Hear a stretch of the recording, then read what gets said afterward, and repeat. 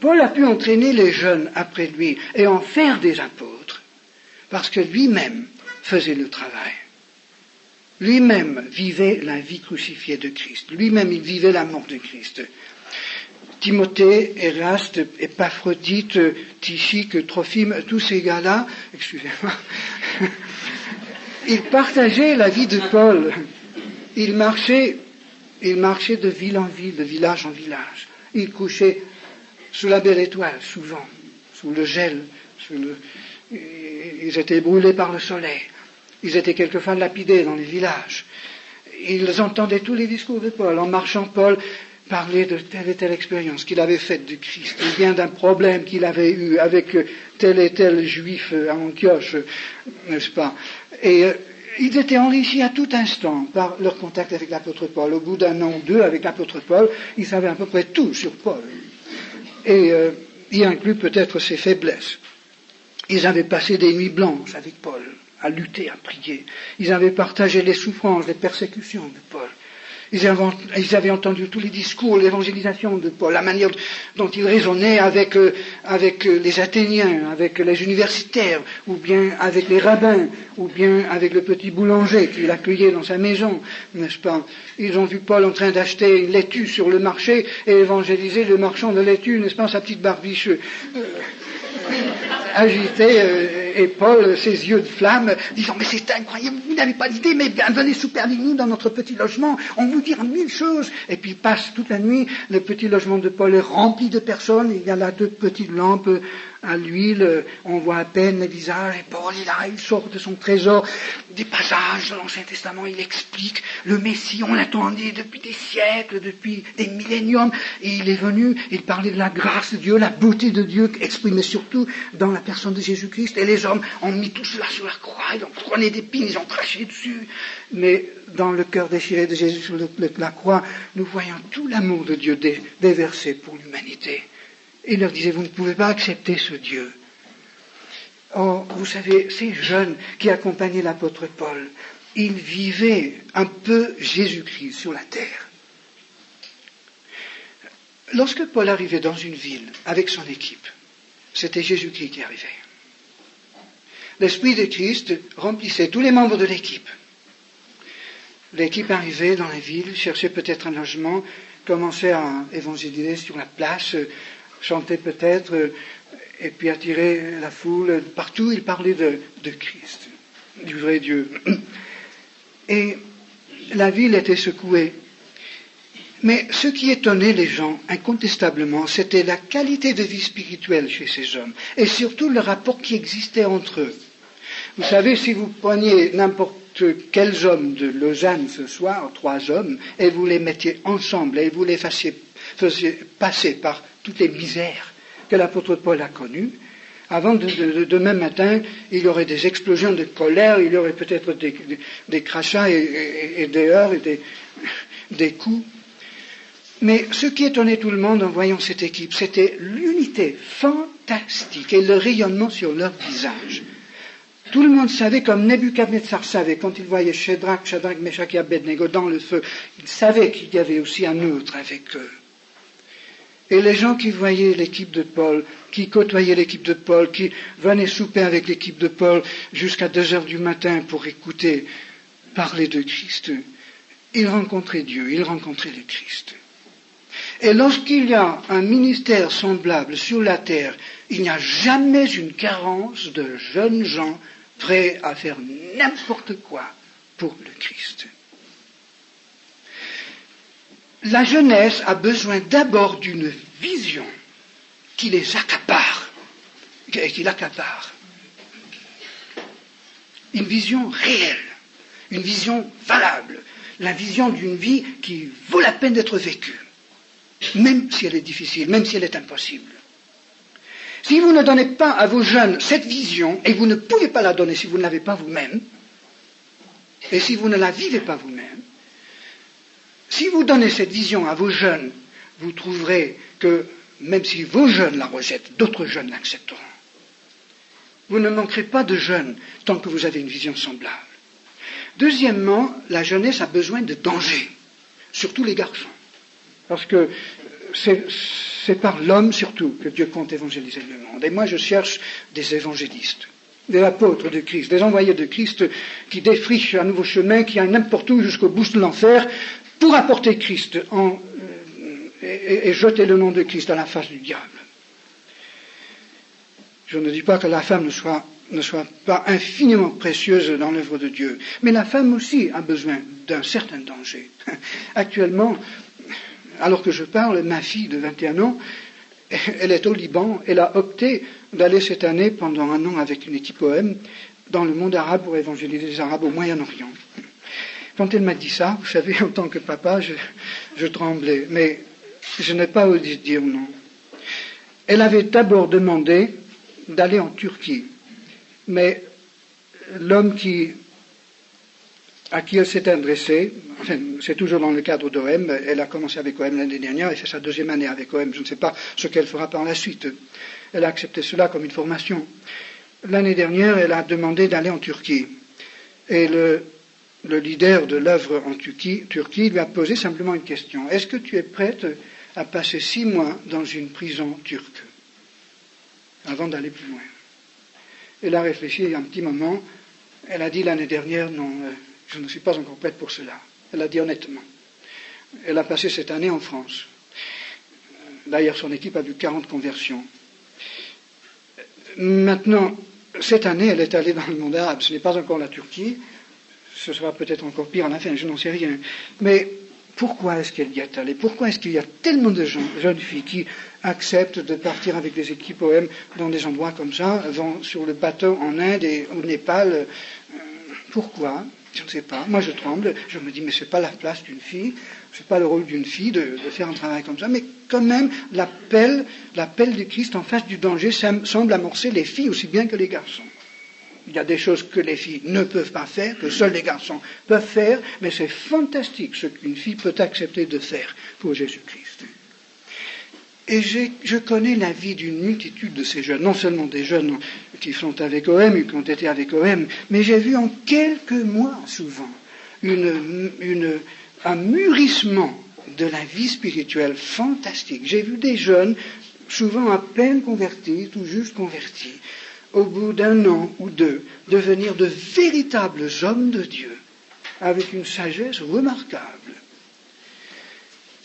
Évidemment, derrière tout cela, il y a énormément de prières, il y a un enseignement terrible, il y a aussi une discipline qui doit être acceptée à l'avance. Mais dans le cadre dans cet encadrement biblique, les jeunes sont capables de faire des choses surprenantes. Il y a des faillites, évidemment. Il y a toujours des faillites. Dans toutes les guerres, il y a toujours des blessés. Malheureusement, nous ne pouvons pas l'éviter. Il faut l'éviter autant que possible. Mais il ne faut pas s'étonner s'il y a quelquefois des faillites. Mais quand on voit l'ensemble, quand on voit la bataille gagnée, quand on voit les choses fantastiques qui sont achevées, eh bien, on ne peut que s'incliner devant le Seigneur. Je ne sais pas, je ne connais pas la statistique, d'ailleurs je crois qu'on n'arriverait jamais à la voir exactement, mais je crois que les équipes OM qui fonctionnent depuis une dizaine d'années seulement, et que je connais presque depuis l'origine, et que j'appuie depuis l'origine, puisque j'ai compris que leur objectif était valable. Alors j'ai fait tout ce que je pouvais pour les aider. Je crois qu'ils ont pu donner l'évangile d'une manière ou d'une autre, d'une façon, enfin au moins avec la page imprimée, à, je crois, 200 ou 300 millions d'âmes au cours de 10 ans. Une bande de jeunes. Ceux qui ont maintenant 30 ans, ceux qui restent dans le mouvement et qui sont un peu les chefs qui coordonnent tout, ils ont une trentaine d'années et ils passent pour des vieilles barbes. Ils se demandent même s'ils ne devraient pas se retirer parce qu'ils sont trop vieux. Et pourtant, tous ces jeunes, loin d'être révoltés contre les aînés, loin de mépriser les aînés, ils acceptent avec une gratitude infinie toute l'aide que des aînés peuvent leur apporter. Non seulement avec OM, mais avec d'autres équipes semblables. Moi, j'ai trouvé une soif de la parole de Dieu que je n'ai jamais trouvée ailleurs. J'ai pu passer quelquefois une semaine entière avec peut-être 10 ou 50 ou 100 jeunes mettons de 17 à 22 ans, 23 ans, en passant toute la journée, tous les jours, dans la prière et dans l'étude de la Bible, des études de la Bible qui duraient quelquefois des heures entières, et à la fin de la semaine, ils en voulaient davantage. L'étude la plus longue que j'ai jamais faite avec une bande de jeunes, c'était une équipe finlandaise en Autriche, près de la Yougoslavie. Ils étaient là à évangéliser. A duré 17 heures. Je suis arrivé, après un long voyage au travers de l'Autriche, absolument éreinté avec ma femme, un soir vers 9 heures. Ils savaient que nous arrivions, nous les avons avertis, et ils ont dit, Ralph, quand est-ce qu'on commence l'étude? J'ai dit, écoutez, on est crevé demain matin. Ils ont dit, à quelle heure? À 7 heures? J'ai dit, mettons 8 heures. Alors on a commencé à 8 heures. Et à part un petit moment pour manger, on a fini à minuit. Et encore, ils avaient faim de la parole de Dieu. Incroyable. Mais tous ces jeunes veulent absolument la réalité. Ceux qui ont le courage d'évangéliser, de partir par la foi, de coucher par terre, de manger n'importe quoi, et d'évangéliser en face de beaucoup d'opposition, d'indifférence, et souvent même de la persécution, eh bien, ils ont faim de Dieu, ils ont faim de la parole de Dieu. Mais nous, qui végétons quelquefois, et qui bricolons avec un petit travail qui ne vaut pas la peine d'être appelé un travail parfois, eh bien, nous n'avons pas cette faim de la parole de Dieu. Je sais que dans les pays de l'Est, les gens s'attendent à une réunion, une étude biblique qui dure au moins 3, 4, 5, 6 heures, n'est-ce pas? Quelquefois, ils viennent pour passer toute la nuit, pour repartir le lendemain, pour commencer leur travail. Lorsque l'apôtre Paul, dans telle et telle ville, avait arrivé à convertir des gens, et il le faisait quelquefois très rapidement, nous savons que l'église de Thessalonique, je crois, a été fondée en 3 semaines, ou c'était l'église de Philippe, je ne me rappelle plus. Et Paul a été vidé de la ville au bout de 3 semaines seulement. En 3 semaines, il leur a donné même les enseignements qu'il incorpore dans la 2e épître aux Thessaloniciens concernant l'homme du péché, etc., etc. Il leur dit, ne vous rappelez pas, quand j'étais chez vous, je vous disais tout cela. Il écrivait cela de Corinthe, un peu de temps après. Enfin, je ne sais pas comment Paul arrivait, mais il fondait des églises rapidement. Mais alors, dès que les gens se convertissaient, ils se convertissaient à quoi? Et c'est ici, je crois, peut-être le point essentiel de tout ce que je veux dire ce soir. La seule forme de christianisme que ces gens avaient connue, c'était celle de Paul et de son équipe. Donc lorsqu'ils acceptaient Christ, lorsqu'ils acceptaient l'Évangile, ils se remettaient à ce genre de vie. Ils acceptaient de vivre comme l'apôtre Paul. Pas nécessairement de plaquer leur maison et de partir sur les routes, certains le faisaient. Paul ramassait partout, dans toutes les villes où il avait fondé des églises, il ramassait des jeunes qui partaient avec lui. Pas nécessairement tout de suite, mais après les avoir éprouvés un petit peu sur place, il les ramassait et il les intégrait dans son équipe. Et ensuite, ces jeunes, déjà mûrs, partaient pour faire un travail indépendamment. Et de cette façon, Paul pouvait créer des églises qui étaient des équipes apostoliques sur place, locales en quelque sorte, et qui fournissaient des éléments pour les équipes mobiles, apostoliques, l'équipe de Paul lui-même et d'autres équipes. Nous savons que, je crois que c'est Épaphras, si je ne me trompe pas, qui avait fondé l'église de Colosse, que Paul n'avait jamais visitée personnellement. Enfin, je ne sais pas si je me trompe là, je ne pense pas. Luc ne nous donne que quelques petits détails, et les lettres de Paul, évidemment, ne traitent que quelques sujets. Nous avons simplement une esquisse dans le Nouveau Testament, mais nous pouvons bâtir un peu le tableau. Nous voyons que Paul fondait dans les grands centres stratégiques, dans les grandes villes, il fondait une église assez rapidement. S'il restait sur place pendant 1 an ou 2 ou 3 ans, comme à Corinthe ou à Éphèse, c'était simplement pour rayonner dans toute la région aux alentours. Nous savons que pendant les 3 ans que Paul a été à Éphèse, toute la province de l'Asie a été évangélisée. Et lorsque Paul était à Corinthe, toute l'Achaïe également a été évangélisée, n'est-ce pas? Et Paul ensuite partait ailleurs pour recommencer un autre travail. Mais Paul, en fondant ses églises dans les centres stratégiques, laissait derrière lui une équipe localisée qu'on appelait l'église, n'est-ce pas, et qui continuait le travail en rayonnant et en fournissant par l'expérience de cette église, dans son témoignage, qui fournissait de nouveaux éléments, de jeunes hommes de Dieu capables de faire comme l'apôtre Paul et même d'être à l'école de Paul dans son équipe pendant un certain temps. Maintenant, voilà comment Paul a pu, en combien d'années? Paul a été converti peut-être vers l'année 33 ou 35 ou peut-être 37, nous ne savons pas exactement, mettons 35, donc 5 ans après Jésus-Christ. Et en l'année 55-57, donc une vingtaine d'années après, il disait que toute la région entre la Palestine et l'Adriatique était tellement évangélisée que c'était plus la peine qu'il reste là, il fallait qu'il aille en Espagne. Lui, pendant les 8 premières années de sa vie, n'avait pas fait grand-chose, il avait été plutôt en Cilicie et à Antioche, donc la plupart de ce travail a été fait au cours de 12 ans. Maintenant, chers amis, nous avons cette semaine étudié beaucoup de méthodes pour évangéliser, pour employer les jeunes. Et je ne méprise aucune méthode. Que Dieu nous donne de nous servir de toutes les méthodes valables possibles, pourvu qu'on les jette une fois qu'elles ne servent plus à rien et qu'elles ne deviennent pas une tradition. C'est très important, cela.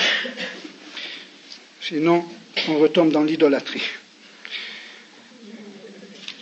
Mais, en fin de compte, ce qu'on peut appeler la méthode de l'apôtre Paul, la méthode apostolique, est de loin, la plus rapide, la plus solide et la plus consistante de toutes les méthodes possibles. Si on l'emploie avec les autres méthodes parallèlement, à combien plus forte raison pouvons-nous espérer vraiment l'évangélisation du monde pendant notre génération? Seulement, il nous faudra apprendre une nouvelle façon de prier de manière à briser le rideau de fer et de libérer les portes des prisons et de faire pénétrer la Bible dans ces pays où les gens n'ont pas du tout la Bible.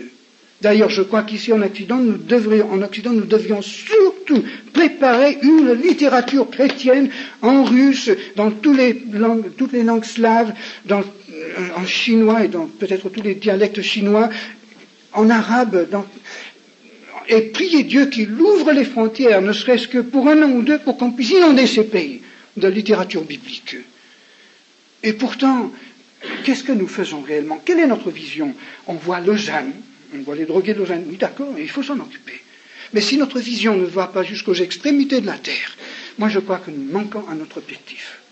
Si nous voulons que Dieu bénisse l'Église à Lausanne, à Lyon, à Paris, à Marseille, il faut absolument que nous acceptions la responsabilité des pays qui n'ont pas encore la Bible et qui n'ont aucun espoir d'avoir la Bible. Comment pouvons-nous aimer notre prochain comme nous-mêmes si nous ne sommes pas prêts à aller jusqu'aux extrémités de la terre pour lui apporter le Nouveau Testament? Je crois que le tout premier devoir de l'Église en Occident, c'est de pourvoir au salut des pays qui n'ont aucune connaissance de la Bible, qui n'ont pas la page imprimée de la Bible. Il faut préparer par la foi. Il faut déjà avoir la vision. Et Dieu se débrouillera un jour pour faire pénétrer tout cela dans ces pays. Sinon, je suis certain que tous les moyens que nous avons nous seront enlevés. Comme Israël a trouvé également au cours de son histoire. J'ai encore une ou deux pensées à donner. Le titre de l'étude de ce soir était surtout le Christ d'aujourd'hui. Je n'ai traité ce sujet que d'une façon tout à fait fragmentaire, intercalée vraiment dans le sujet de l'Église. Les deux sujets sont inséparables. Mais l'Église, ou l'équipe apostolique, est le véhicule, le moyen par lequel Dieu fait connaître le Christ. Tout ce que le monde peut voir de Jésus-Christ, il le voit dans le miroir de l'Église. Si l'Église présente une caricature de Christ au lieu d'un portrait de Christ, comment voulez-vous que le monde accepte notre message? Si l'Église n'est pas un miroir absolument intact qui reflète toute la beauté et l'intégrité de Christ, comment voulez-vous que nous convainquions le monde de notre message? Ne vaut-il pas la peine, chers amis, de sacrifier, s'il le fallait, tout ce qui nous est cher, de manière à recouvrir cette vérité biblique fantastique que Dieu appelle l'Église? Naturellement, cela pose beaucoup de problèmes, puisque notre monde occidental, enfin dans certaines parties, est bourré d'églises existantes qui ne sont pas du tout conformes au modèle néo-testamentaire. Que devons-nous faire? La toute première chose que nous devons faire, c'est aimer. nous devons aimer tout enfant de Dieu. Nous n'avons pas le droit de considérer qu'un seul enfant de Dieu ou une seule Église nous soit inférieure. Il est très, très, très probable que des multitudes de personnes que je connais, qui apparemment seraient peut-être moins valables que moi spirituellement, moi je les vois avec mon optique orgueilleuse, n'est-ce pas, au retour de Christ, passent loin devant moi pour occuper des responsabilités infiniment plus importantes que la mienne. Je m'y attends, n'est-ce pas? Dieu voit les choses d'une optique tout à fait différente de la nôtre. Il connaît l'arrière-plan, les problèmes, les tendances, l'héritage, tout. Il sait, et lui ne juge pas selon les apparences. Mais nous devons donc tout d'abord aimer l'Église de Christ et avoir pour elle l'amour que Christ a eu pour elle en se donnant pour lui à la croix, pour elle à la croix. Notre attitude envers toutes les églises doit être celle de Christ crucifié, qui se donne, n'est-ce pas? Seulement, il y a aussi ce point qu'il faut tenir au premier plan. À qui est-ce que je dois obéir? À Jésus-Christ ou à l'Église? À Dieu ou aux hommes? Lorsque Pierre et Jean étaient traînés devant le Sanhédrin à Jérusalem, qui était pour ainsi dire l'Église juive représentative de la nation d'Israël, et lorsque cette Église a voulu diminuer l'activité du Saint-Esprit au travers des serviteurs du Christ, ils ont refusé de céder un centimètre. Ils ont dit, jugez vous-même si nous devons obéir à Dieu ou à vous. Nous devons plutôt obéir à Dieu qu'aux hommes. Et ils ont été mis en prison plutôt que de concéder ce privilège d'obéir à Christ. Et vu l'avenir que nous devons affronter un jour, presque certainement, ne vaut-il pas la peine de sonder tout ce que nous faisons, de sonder notre vision, nos idées, de tout mettre dans le creuset pour demander à Dieu, d'une manière ou d'une autre, de nous amener sitôt que possible dans l'accomplissement de sa volonté réelle. Vous savez, Dieu a deux volontés en quelque sorte. Il a une volonté absolue et il a une volonté relative. C'est-à-dire, il y a des choses que Dieu veut vraiment faire, des choses qu'il a sur le cœur, des choses qu'il a dites dans la Bible, et il y a des choses qu'il tolère. Et Dieu tolère beaucoup. Dieu bénit d'ailleurs des choses que moi je ne pourrais pas bénir.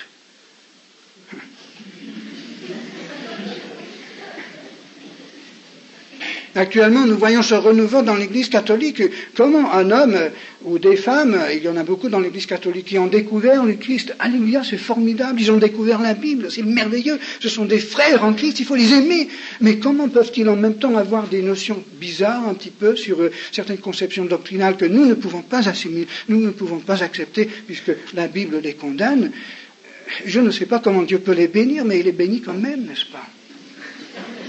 Et je connais des assemblées tellement correctes, tellement endoctrinées dans la parole, que jamais il ne se permettrait de placer un mot hors du texte cité, n'est-ce pas?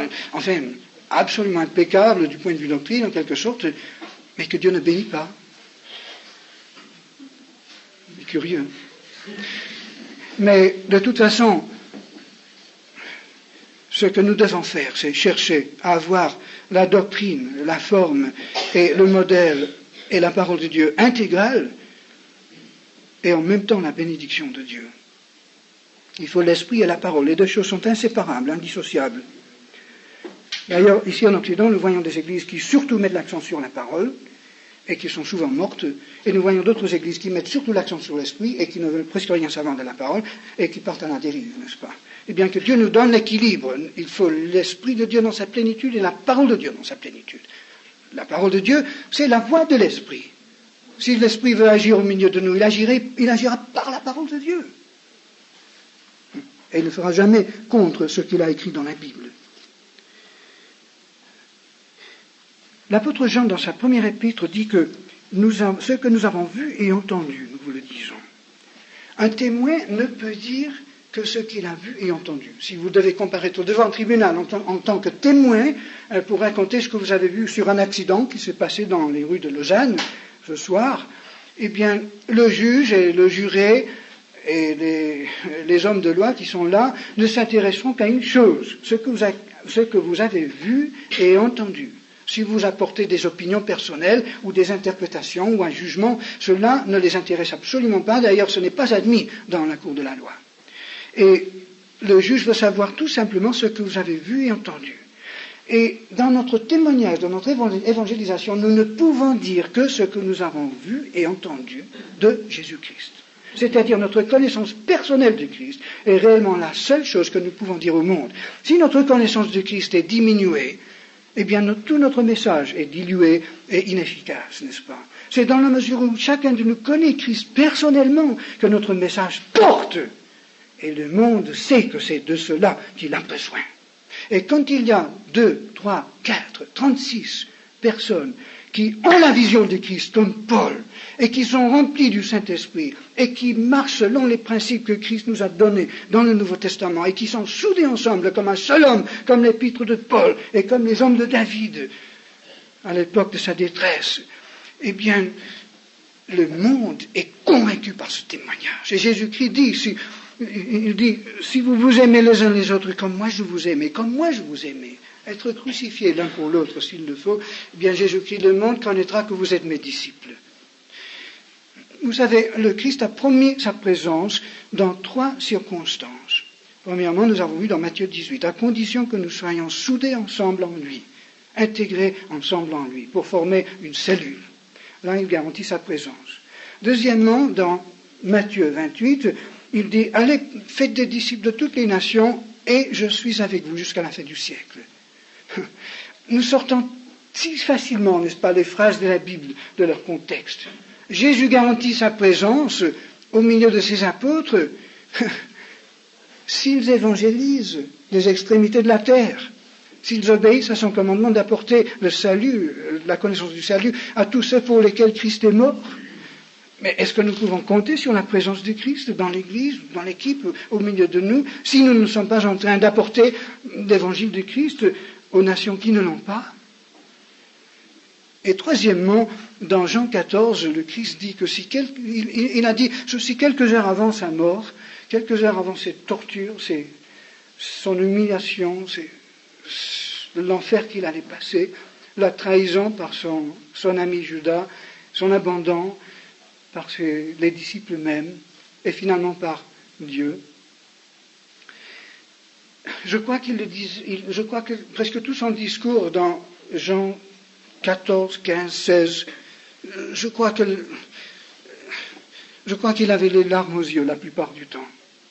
Je suis pratiquement certain que Jésus, quand il a dit ceci, avait les yeux pleins de larmes. Si vous m'aimez, gardez mes commandements. Et il ajoute, celui qui m'aime, celui qui garde mes commandements, c'est celui qui m'aime, et je me manifesterai à lui. Et mon Père et moi, nous viendrons et nous habiterons chez lui. Jésus promet sa présence et son amour d'une manière tout à fait exceptionnelle à celui qui lui obéit. Et moi, je crois que ces trois promesses de la présence de Christ sont étroitement liées. Je crois qu'on ne peut pas les dissocier. L'unité des frères, la soudure ensemble de l'équipe ou de l'Église, du noyau spirituel, l'obéissance à tous ses commandements, tout ce qu'il nous a dit, et surtout peut-être ce commandement d'apporter la connaissance de son évangile, le récit de sa croix, de son amour à outrance et de son offre de pardon à toutes les personnes sur la terre qui n'ont aucun autre espoir de savoir ces choses. Lorsque Dieu trouve 2 ou 3 hommes ou femmes qui suivent cette vision que Christ nous donne, eh bien la présence de Christ est garantie. Mes amis, je ne sais pas à quel point vous connaissez Jésus-Christ. Je ne sais pas. Je sais que pendant les 5 premières années de ma vie de chrétien, entre l'âge de 18 et 23 ans, ma connaissance de Christ n'était pas formidable. Oui, au début, après ma conversion, c'était remarquable. Vous savez, comme un tout petit bébé qui vient de naître est immunisé contre les maladies et quand même, le nouveau-né, il a quelque chose d'exceptionnel. Mais au bout d'1 an ou 2, cela commence à disparaître. Et le nouveau-né en Christ, il sait intuitivement des quantités de choses. Dieu répond à ses prières d'une façon extraordinaire. Et puis, généralement, au bout de quelques mois ou 1 an ou 2, il y a des problèmes qui commencent à surgir, mais surtout parce qu'on ne lui a pas appris les choses de base dans le Nouveau Testament. les principes de la vie spirituelle. Et ensuite, il apprend difficilement au cours des années, par ses faillites et ses misères, qu'il a besoin de Dieu d'une autre façon. Et puis, quelquefois, là, on fait une deuxième expérience. Pourquoi pas? Je ne veux pas entrer ce soir dans les controverses. Personnellement, je n'appelle pas une deuxième expérience le baptême du Saint-Esprit. Je crois personnellement que je ne peux pas avoir le pardon de Dieu avant d'être baptisé du Saint-Esprit. Je ne peux pas naître de nouveau avant d'avoir le baptême de Saint-Esprit. Puisque Paul, c'est par le baptême que nous sommes ensevelis avec Christ dans sa mort. Ce n'est pas le lot qui fait cela, ce n'est pas le symbole qui le fait, c'est la réalité. Mais qu'on l'appelle baptême ou qu'on l'appelle autre chose, ça c'est moins important que la question d'avoir la réalité. Il vaut mieux avoir une bonne terminologie que d'avoir une terminologie impeccable et de ne pas avoir l'expérience. Mais pourquoi ne pas avoir une deuxième expérience de Christ? Paul en a eu plusieurs, mais l'autre soir j'ai discuté avec un petit groupe de jeunes hippies convertis dans le sud de la France qui veulent vraiment faire quelque chose de valable pour Dieu, et ils ont dit mais Ralph, nous croyons à une deuxième expérience. Et je dis moi aussi. Mais et la troisième? Ils ont été surpris, ils n'y avaient jamais pensé.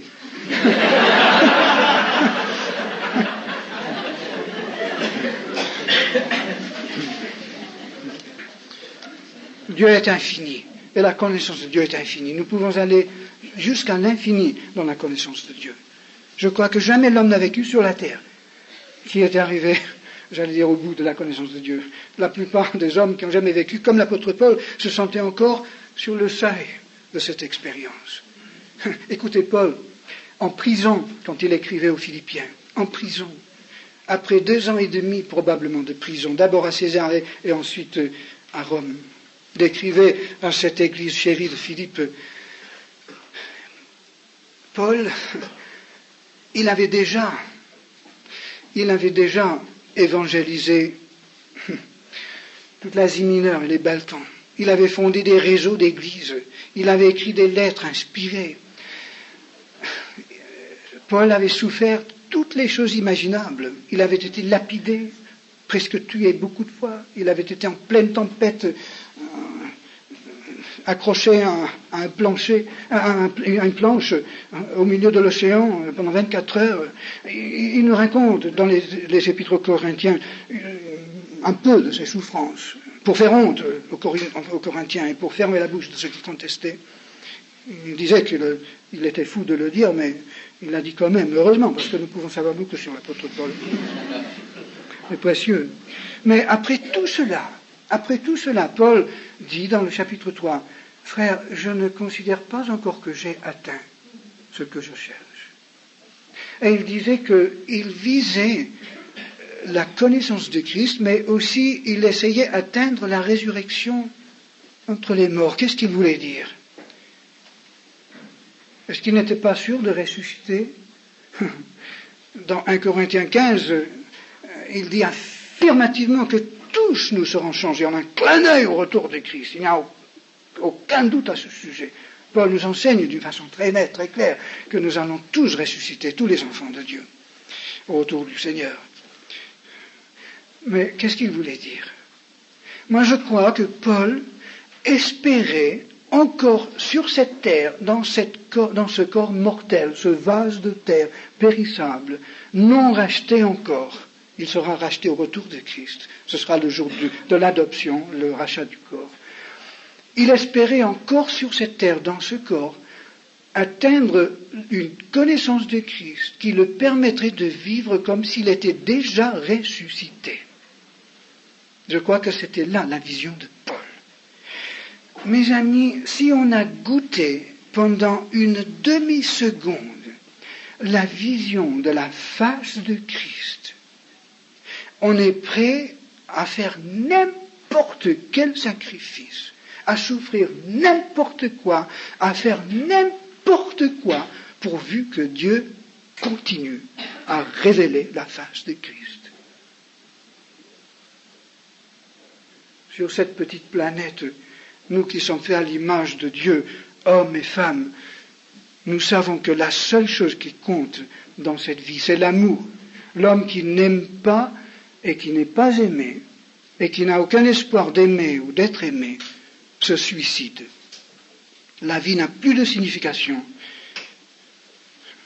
L'amour donne toute la signification à la vie. Et la Bible nous dit que Dieu est amour. Et nous sommes faits à son image. Sur cette terre, le jeune homme, il veut être autonome, il veut être maître de lui-même, libre de faire ce qu'il veut. Si on lui dit de se discipliner, d'étudier davantage, de mettre plus d'argent à la banque, de vendre sa belle voiture pour avoir quelque chose de plus modeste, enfin un tas de choses, il ne dira jamais de la vie. Moi je veux profiter de la vie, je suis maître de moi-même, je veux vivre moi. Mais le lendemain il tombe amoureux d'une fille.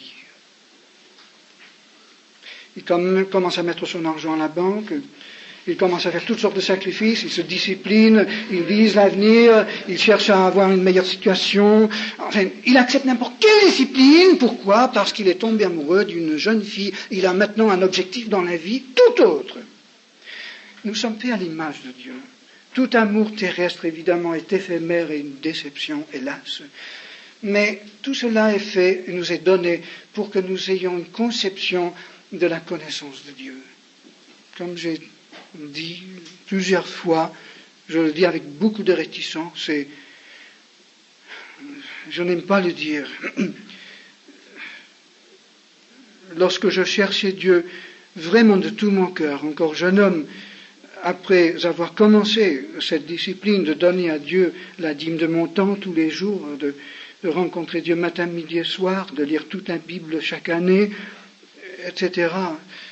Vous savez, au bout d'un an ou 18 mois, je suis arrivé au point où Dieu s'était tellement révélé à mon âme que maintenant je ne l'aimais plus par simple gratitude comme avant, parce qu'il avait envoyé son Fils, il m'avait aimé, il était mort pour moi sur la croix. Mais maintenant, Dieu commençait à dévoiler sa face. Et j'étais ébloui, c'était une vision qui croissait de semaine en semaine, de mois en mois, qui chaque année devenait de plus en plus extraordinaire. Et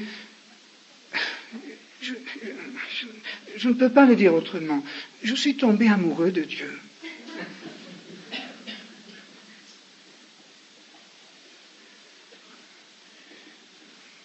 Et encore, il me semble que je n'ai fait que toucher le pan de son vêtement.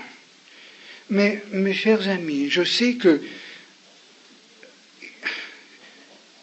cela vaut une vie entière de souffrance, rien que pour avoir une demi-seconde d'une telle vision. Mais Dieu désire nous donner cette vision, non pas pendant une demi-seconde, mais à partir du moment de notre conversion, une vision croissante, toujours plus développée, toujours plus intime, jusqu'à ce que finalement nous passions dans sa présence. Et je crois que la mort physique ou le retour du Christ même n'est qu'un tout petit incident banal pour quelqu'un qui vit dans cette vision de Dieu. Enfin, si seulement nous avons cette vision de Dieu, cette vision de Christ, si Dieu nous demande de rectifier, de changer certaines choses, de sacrifier, d'être même mal compris, critiqué, abandonné, rejeté, d'aller en prison. Vous savez, on ne peut dire que oui à Dieu. Même si nous devons souffrir, c'est un privilège inimaginable que de pouvoir souffrir pour Dieu. Je suis sûr que le jour du tribunal de Christ et pendant l'éternité, si on peut dire pendant l'éternité, la seule chose dont nous pourrons être fiers, je ne dis pas orgueilleux, mais fiers, ce seront les cicatrices que nous portons pour Jésus-Christ. Amen.